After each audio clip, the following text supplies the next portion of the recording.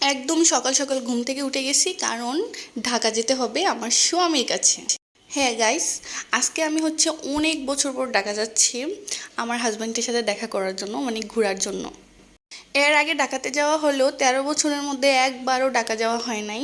তো যখন ঢাকা গিয়েছিলাম তখন মোটামুটি ছোটোই ছিলাম, আর এখন তো মেচিউর হয়েছি। মেচিউর হওয়ার পরেই প্রথমবার আমি ঢাকাতে যাচ্ছি। এখন জানি একদল মানুষ এসে বলবে, গ্রামের চাচাতো বোন যখন প্রথমবার ঢাকায় যায়। হ্যাঁ, আমি হয়তো গ্রামের চাচাতো বোন, কিন্তু প্রথমবার ঢাকা যাচ্ছি না, মানে অনেক বছর পর ঢাকা যাচ্ছি। আর ঢাকাতে কেনই যাব, ঢাকা যাওয়ার মতো তো আমার ওইরকম কোনো রিজন নেই। আর এই যে দেখতে পাচ্ছেন, আমি নেমে গিয়েছিলাম গুলিস্তান। নামার পর আমার হাজব্যান্ড আমাকে রিসিভ করলো। রিসিভ করার পর বললাম আমার অনেক বেশি ঠান্ডা লাগতেছে, কারণ ওই দিন বৃষ্টি হচ্ছিল। তারপর আমার হাজব্যান্ড বললো, চা খাবো? আমি বলছি হ্যাঁ, চলো বাসে ওঠার আগে আমরা চা খেয়ে নিই। তারপর চা খেলাম, খাওয়ার পর বাসের জন্য আমরা ওয়েট করতেছিলাম। আর এই তো হিজিবিজি এলাকা ঢাকার গুলিস্তান। আমি যেখান থেকে বাসে উঠেছি সেখান থেকে গুলিস্তান নামিয়ে দেওয়া হয় ঢাকার। তো গুলিস্তান তো হিজিবিজি এলাকা, আমি এখানকার কোনো কিছুই চিনি না, কোনো জায়গার কোনো কিছু চিনি না। আর শহর থেকে উঠলে সাদাবাদ নামিয়ে দেওয়া হয়। I am not sure, because যেহেতু আমি ঢাকাতে আসা যাওয়া করি না। তারপর আমরা বাসে উঠে গেলাম। বাসে ওঠার পর আমার সবচেয়ে বেশি হাসি পাচ্ছিল বাসের অবস্থা দেখে। এত ভাঙা চূড়া বাস, আর সিটগুলা এত বাজে অবস্থা, আর মানুষ কীভাবে যে এত ঠেলাঠেলি করে বাসে উঠে আমি বুঝি না। তারপরে আমরা মিষ্টি নিয়ে নিলাম, বিকজ আমরা যাব আমাদের একটা রিলেটিভসের বাসায়, মানে আমার খালার বাসায়। তো যেহেতু জামাই জামাই তো আর প্রথমবার মিষ্টি ছাড়া যেতে পারে না, মিষ্টি ফল এগুলো তো নিয়ে যেতে হয়, তাই না? তারপর আমরা চলে আসলাম। আসার পর খাওয়া দাওয়া করলাম। খাওয়া দাওয়া করার পর আমার হাজব্যান্ডকে বললাম চলো এবার ঘুরতে যাই, কিন্তু আবার বৃষ্টি শুরু হয়ে গেল। তো এত বৃষ্টির মধ্যে আমরা কীভাবে বের হব?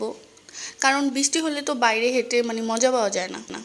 তারপর আমার হাজব্যান্ড বললো ঠিক আছে চলো আমরা একটু রেস্ট করি, তারপর পরে যাই। বললাম যে না না না, আমি সময়টা নষ্ট করতে চাই না, বৃষ্টির মধ্যেই আমি বের হবো। কিন্তু আমরা বের হতে হতেই বৃষ্টি থেমে গেল। কিন্তু বৃষ্টি তো থামছে আবার শুরু হচ্ছে, থামছে আবার শুরু হচ্ছে। তো যাই হোক, আমরা এখন বাসে উঠবো। বাসে উঠে আমাকে আমার হাজব্যান্ড কোথায় জানি নিয়ে যাবে, এটা মিরপুর 10, মানে আমরা মিরপুর 10 থেকে বাসে উঠেছি। এখন ও আমাকে কোথায় নিয়ে যাবে আমি কিছুই জানি না, আমি এলাকা কোনো কিছুই আমি চিনি না। ওই মানে কোন জিনিসটা কোন জায়গায় আছে ওই ব্যাপারে আমার কোনো আইডিয়াই নেই। আর যারা ঢাকাতে থাকেন বা ঢাকাতে আসা যাওয়া করেন বা ঢাকাতে পার্মানেন্টলি বসবাস করছেন, তারা তো ওই জায়গাটা চিনেনি। আমি আর আপনাদেরকে কী বলবো, আপনারা চিনেন কিন্তু আমি চিনি না। আমি ঘুরে আসছি কিন্তু জায়গার নাম আমি জানি না। তারপর আমার স্বামী আমাকে বলল চলো আমরা এটার ভিতরে যাই। আমি বললাম যে না, এটার ভিতরে আমি যাব না, এটার ভিতরে ঢুকে আমি আমার টাইম ওয়েস্ট করব না, আমি আশেপাশে যে এলাকাগুলো আছে সেগুলো আমি ঘুরবো। চলো আমরা ডেটে যাব, মানে তুমি আর আমি ডেট করতেছি। আমরা হাত ধরে রাস্তায় হাঁটবো, ফুচকা খাবো, পানিপুরি খাবো, বেলপুরি খাবো। আমরা নর্মাল ডেট করব। আমরা কোনো এক্সপেন্সিভ রেস্টুরেন্টে ঢুকবো না, কোনো রিসোর্টে ঢুকবো না। আমরা রাস্তায় হেঁটে হেঁটে যে সস্তা ডেট আছে না, ওইটা করব। যেটা বেকার ছেলেমেয়েরা স্টুডেন্ট লাইফে করে আর কি, আমরা যেটা করছিলাম আর কি আগে।